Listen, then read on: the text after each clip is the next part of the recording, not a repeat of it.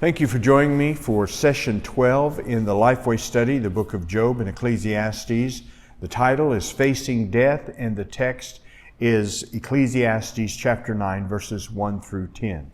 Our life summary lesson is the wise person gratefully lives all the days he's granted. As I start the class, I'm going to give each class member a copy of a Post-it note, and I'm asking them if they'll write something on that note that they're grateful for at this moment. And then also write their name, because I'm going to collect it and I'm going to read those notes and see if the class can guess who it is that's grateful for that particular item. An example would be, I have a grandson that has just started as a freshman at the University of Oklahoma. He's just a few miles from where I live. But for several years, he lived in Minnesota, which was a 12-hour drive for me. So I'm very grateful to have this grandson so very close and looking forward to spending more time with him. Something of that nature is what I'm wanting the class to write, something currently they're grateful for. Now, to start the class, I'm also going to say, here are two timepieces, and these timepieces have an influence on the way we think about life. And so I'm asking, what is this influence in terms of the way we think about life? And what I'm wanting to lead the class to is because of the circle and unbroken line, we have a tendency to think we have lots of time. There's plenty of time, eternal time. But then what does the hourglass represent? Well, time is limited and it's progressively getting less and less. The passage in Ecclesiastes 9 is saying the wise person gratefully lives all the days he is granted. And I'm asking the class, when you look at this lesson summary statement, what are the things in that statement that stand out to you? What are the words that you particularly clue into? And I want to discuss that with the class, just to kind of help drive home the idea that we're talking about gratefully living all the days of our life. That's a wise person. One of the things I might point out is the word grateful. It speaks about our attitude. It speaks about our perspective, our appreciation of the things in life. It even speaks about contentment. Or maybe it's the word granted. And that is, we see life as a gift that's been given to us, and we treat it as a gift. So what I'm wanting to do then is lead the class to understand the context of the passage. So I've asked the class if they would turn to page 110 in their personal study guide. Page 110 in their personal study guide. And I'm going to ask if someone would read just the first two paragraphs under Ecclesiastes 9:1 to 10:20. And I'm wanting them to hear the context as the author explains it. And then after that, we'll move to the points. The first point being the sober truth. Sober truth. Ecclesiastes 9 through 11. Indeed, I took all this to heart and explained it all. Understand, in Hebrew thought, the word heart is where people made the decision. They were great observers of life, and they saw that when people made important decisions, their heart raced, their blood pressure increased. And so they saw that as the place where you made the most important decisions in life. And so they're talking about, like, our mind is the way we think of that. Indeed, I took all this to heart. I gave thought to this and explained it all. He could be talking about what he just said in chapter 8 or what he's been saying in the entire book. And then he goes on to say, the righteous, the wise, and their works are in God's hands. People don't know whether to expect love or hate. Everything lies ahead of them. I'm asking someone then to look on page 111 in their personal study guide and to read the very last paragraph on that page. And part of the reason I'm incorporating the personal study guide in this lesson is I'm wanting to re-emphasize the importance of reading their Sunday school quarterly, their personal study guide, before they come to class, because that helps them prepare and to be more informed, as a participant in the class. And that paragraph gives an explanation of verse 2 and 3. And then verse 2 says, as I've read, everything is the same for everyone. Now remember, he's talking about from an under the sun perspective. He's not speaking from a Christian perspective in terms of the afterlife. Everything is the same for everyone. There is one fate for the righteous. And we saw that word fate is talking about an event or an outcome. For the good and the bad, for the clean and the unclean, for the one who sacrifices and the one who does not sacrifice. As it is for the good, so also it is for the sinner. As it is for the one who takes an oath, so also for the one who fears an oath. And the idea of this text is none of these distinctions give a person an exemption from death. Regardless of whether one is righteous or wicked, one is religious and sacrifices, or one has no thought at all about the things of God, the outcome is all die. So he's not talking about the afterlife here. He's talking about the outcomes of this life. And now you don't think this way because you have the revelation of Jesus and the testimony of what happens at the end of life for a Christian. But they didn't have that full understanding. And Solomon is not speaking from a faith perspective at this point. He's talking about a person who simply lives this life and this existence apart from God. And he says this is the outcome. Everyone dies, regardless of their distinctions. Verse 3, this is an evil in all that is done under the sun. There is one fate for everyone. That is, all are going to die. In addition, the hearts of people are full of evil. That is, they're contrary to the will of God. And madness is in their hearts while they live. Here they are, their hearts are contrary to the will of God. And the madness is their life is going to end, and they're going to continue on in this life of sinfulness. And we saw from last week that continuing in a life of sinfulness leads to destruction. And that's madness.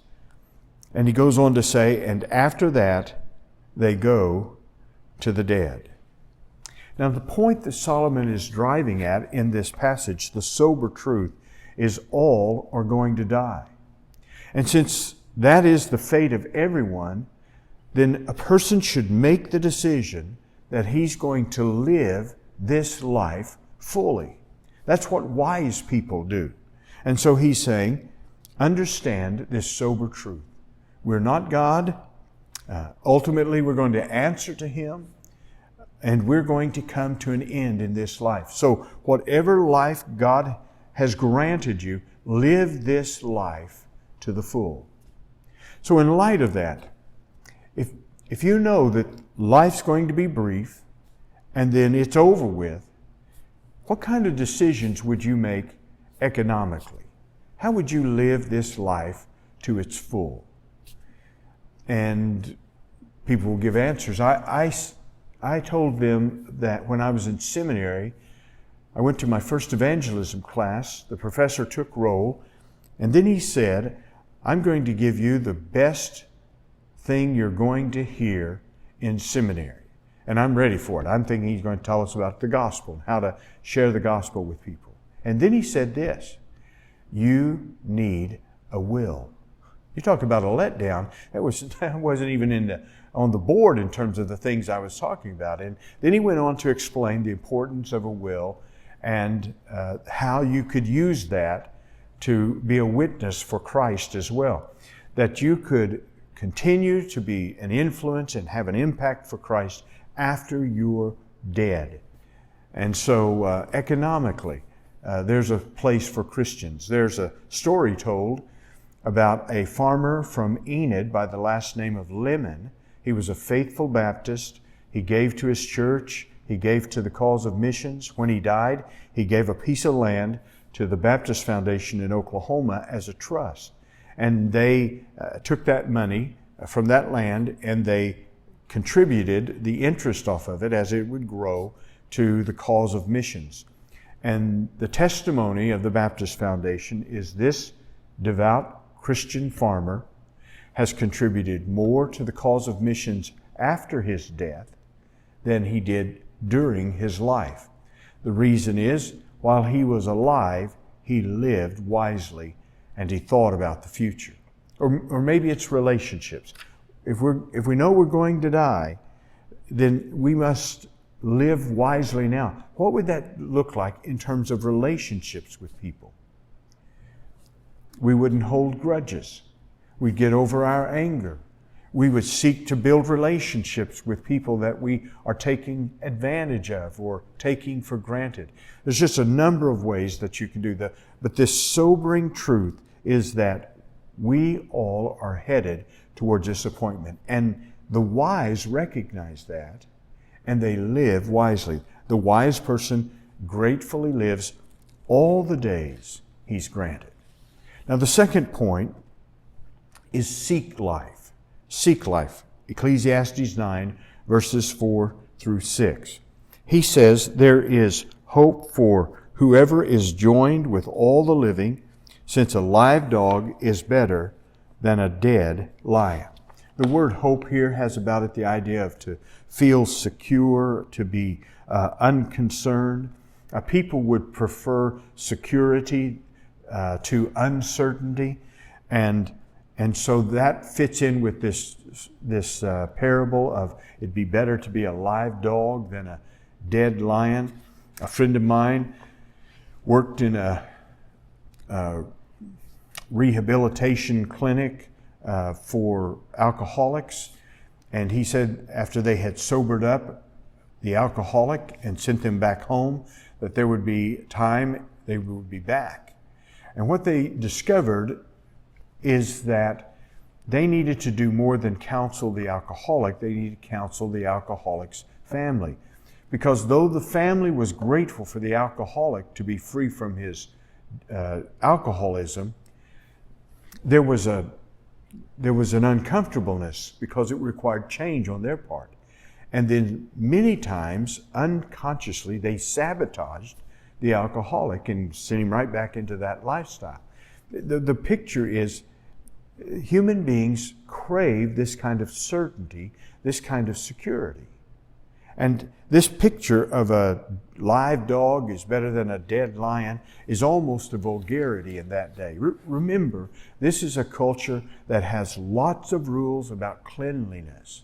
And you'll learn from your studies that the dog was not considered the pet that we have today, but was a scavenger. He ate dead carcasses and licked blood, and he was just a filthy beast.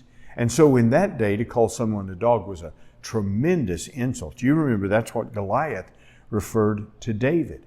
And yet, Solomon is saying it's better to be a live dog than a dead lion, the king of the beast. There's advantages to being alive, even if you're not the king, if you're a servant.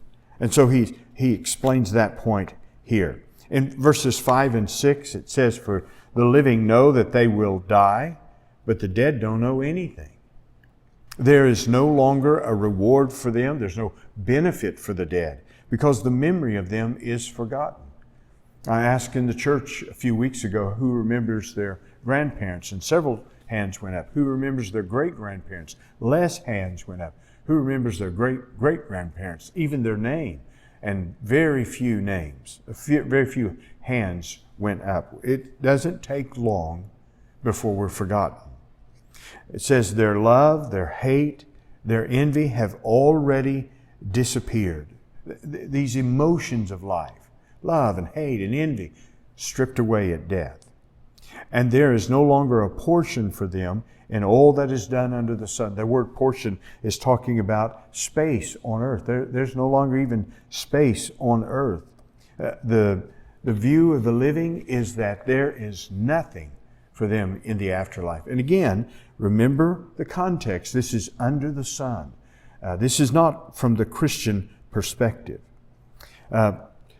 So now is the time when I ask them if they'll turn in their slips of paper and just spend time have some fun reading off some of the things they're grateful for and asking who that is in the class.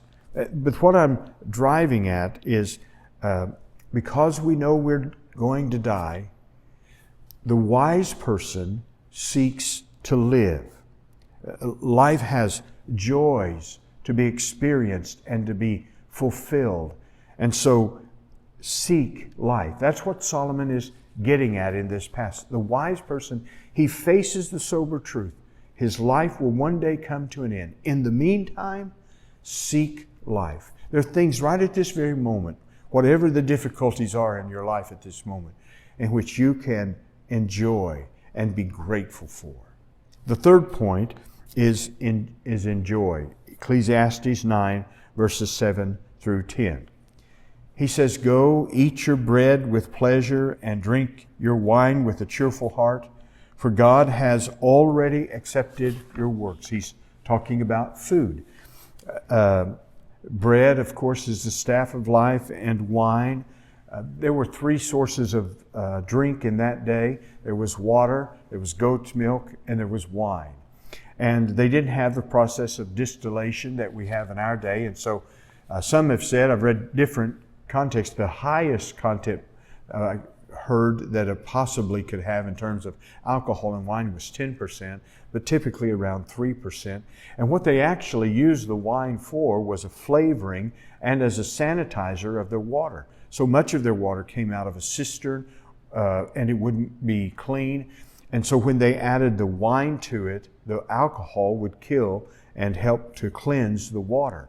And they would use 3 parts water to 1 part wine. And so when they talk about wine today, they're not being fair. They're not being honest in terms of comparing apples to apples. And the reason they used it was for those things that I told you. So drink your wine with a cheerful heart, for God has already accepted your works. Then he talks about celebration. Let your clothes be white all the time. Never let oil be lacking on your head. Most people couldn't wear white clothes all the time because of their work and the need for cleanliness. Only the rich people could do that. And so they would take their white clothing and set it aside, and they would only bring it out during festive occasions. And because of that, white came to be associated with joy. And then this idea of perfume, again, that was expensive in terms of adding it to the oil, and it would just be used for special occasions. And so he's talking here about times of celebration. And then he talks about relationships. Enjoy relationships. Enjoy life with the wife you love all the days of your fleeting life, which has been given to you under the sun, all your fleeting days, for that is your portion in life and in your struggle under the sun.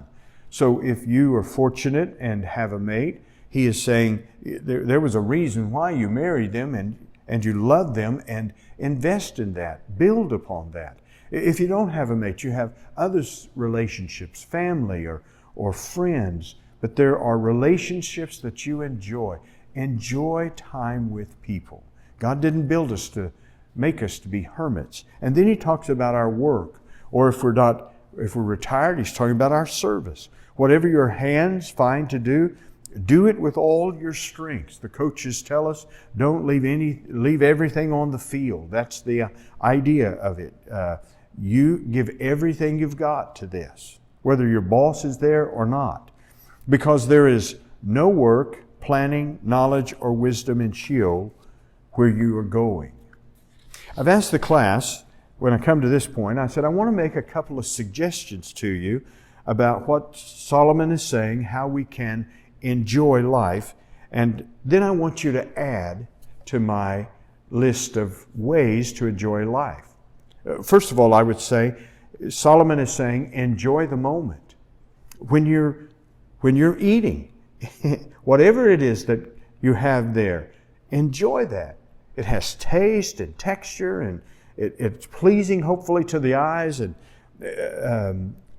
Enjoy that moment. When you're with your loved ones, when you are working, when you're at a party, be all there. That's the idea. Appreciate what's happening at the moment. And what is happening at the moment in your life that's good, that you need to pay attention to and celebrate and enjoy and notice and be present with. Enjoy the moment. I think Solomon is saying that in terms of how we can enjoy life. The second thing is focus on your life and not on another's life. If you'll go through this passage again and just look at the word your or you, I mean, it absolutely fills this text. Look at verse 7. Your bread and your wine and your works. Verse 8, your clothes and your head. And verse 9, enjoy life with the wife you love. Your fleeting days, your portion in life, your struggle, your hands, your strength. It's just filled with the idea that it's not somebody else's life. It's your life. Now, this world is designed to make us discontent with our life. I read somewhere, I don't have the resource for this, but I read somewhere that we see 300 advertisements a day. And these people are geniuses at creating discontentment in our life. And then how many times have you read where people look at the Facebook posts of various people and the fun things that they're doing, and it makes them think, my life's boring compared to their life. But Solomon says, stop that. If you need to, stop going to Facebook and social media. This is your life. And wherever that is, whatever God has placed you in terms of your economics, in terms of your family, in terms of your health, whatever it is, this is your life. Enjoy the life God has given you. And then I'm asking the class, what are some other things that you would add to that? And if you want, there's a couple of suggestions in the Leader's Guide I think are terrific as well. On page 129, the last two paragraphs, listen to the first sentence in the next to the last paragraph. Understanding this principle is key to a life well lived. If we do not know when we will die, then we must live now while we can. That's good advice. Today's the day in which to take advantage of the things that God has given us. The last paragraph, the first sentence says this: believers should not worry their way through life, but enjoy it. We cannot waste away our days with meaningless pursuits and any other thing that would distract us from ultimate things. All of that is good advice. The way I'm going to close it is I found this picture in the September issue of Home Life. And I'm going to ask if anybody in the class knows who this is, and there may very well be some people who recognize this person. But I'm going to ask you, from the picture, what can you tell me about this person? The first thing they mentioned is, well, he has something to do with football. He's either a coach or a player. And the answer is he was both at one time or another. And what else would you say? Well, that might mean he lived a very well-to-do life, or he might have been popular. All kinds of things can come from just looking at that. He seems to be happy. Well, this person is Mark Rich, and he was the coach at Georgia for 15 years. He was a celebrated coach, an award-winning coach. He went on to be a TV analyst. His 15th year at the University of Georgia, he was fired. And so he's had some bad days in his life as well. The news about Mark Rich of late, you could Google this, is he was diagnosed with Parkinson's. He's 62, 63 years of age. And the article in Home Life magazine has him saying this. He said he is, quote, going to enjoy the blessing I do have. And he's going to continue to live his best life. You know what? Mark Rich is a wise man. He is the embodiment of what our Sunday school lesson is about. The wise person gratefully lives all the days he is granted. Friend, you're going to be a blessing to somebody this Sunday in teaching this lesson. There are people who are having a hard time, and they need to hear what you're going to teach. There are people who are experiencing the best of life, and they also need to hear what you're going to say. God bless you. Thank you for watching.